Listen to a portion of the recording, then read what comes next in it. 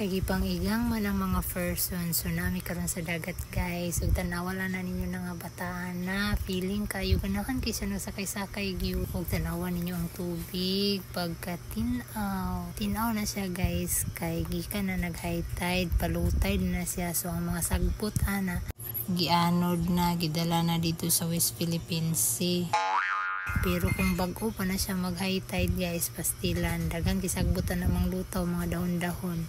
Pero nakapabor mi karon kay palutide naman na siya unya wala kay nangaligo ba kami na lang munang patsada kay ang tubig grabe ka tinaw og padulong di mis bakawan kay para landong ba magkaon-kaon og naabot na gyud mi so di ani na mi magplaster wala na mi ani na cottage guys kay mahal so kani among airbed muna na among lamisa diri sa dagat palutaw-lutaw.